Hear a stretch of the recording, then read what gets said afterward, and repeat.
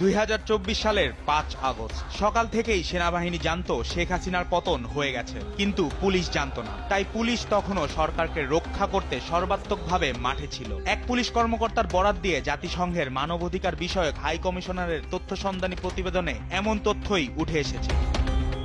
প্রতিবেদনে বলা হয়, বৈষম্য বিরোধী ছাত্র আন্দোলনের মার্চ টু ঢাকা কর্মসূচি ঠেকাতে তৎকালীন প্রধানমন্ত্রী শেখ হাসিনার নেতৃত্বে আগের দিন 2 দফায় উচ্চ পর্যায়ে বৈঠক হয়। বৈঠকে এই কর্মসূচি মোকাবেলার পরিকল্পনা করা হয়। প্রতিবেদনে মার্চ টু ঢাকা কর্মসূচি দমনে বিচার বহির্ভূত হত্যাকাণ্ডের বিবরণ দেওয়া হয়েছে। প্রতিবেদনে অবশ্য কর্মসূচির নাম লেখা হয়েছে মার্চ অন ঢাকা।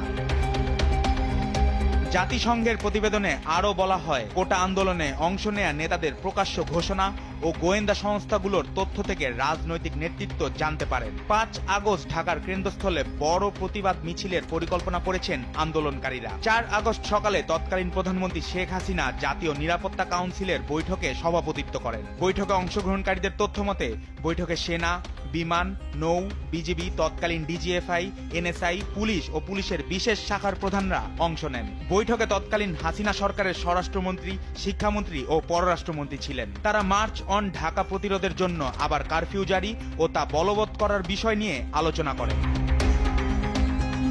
বৈঠকের পর স্বরাষ্ট্র মন্ত্রণালয় ঘোষণা দেয়, কোনো বিরতি ছাড়াই অনির্দিষ্টকালের জন্য কঠোর কারফিউ চলবে। আন্দোলনকারীদের সন্ত্রাসী হিসাবে আখ্যায়িত করে প্রধানমন্ত্রী একটি বিবৃতি দেন। তিনি আন্দোলনকারীদের শক্ত হাতে দমন করার আহ্বান জানান দেশবাসীকে। 4 আগস্ট সন্ধ্যার পর তৎকালীন প্রধানমন্ত্রীর বাসভবন গণভবনে আরেকটি বৈঠক হয় বলে প্রতিবেদনে বলা হয়। বৈঠকে প্রধানমন্ত্রী নিজে অংশ নেন। অন্য অংশগ্রহণকারীদের মধ্যে ছিলেন স্বরাষ্ট্রমন্ত্রী, সেনাবাহিনী, পুলিশ, র্যাব, বিজিবি, সশস্ত্র বাহিনী বিভাগের প্রিন্সিপাল স্টাফ অফিসার ও সেনাবাহিনীর কোয়ার্টার মাস্টার জেনারেল। জ্যেষ্ঠ কর্মকর্তাদের দেয়া তথ্য মতে বৈঠকে সেনাপ্রধান ও অন্যান্য নিরাপত্তা কর্মকর্তার ঢাকা রক্ষার বিষয়ে আবারও প্রধানমন্ত্রীকে আশ্বস্ত করেছিলেন।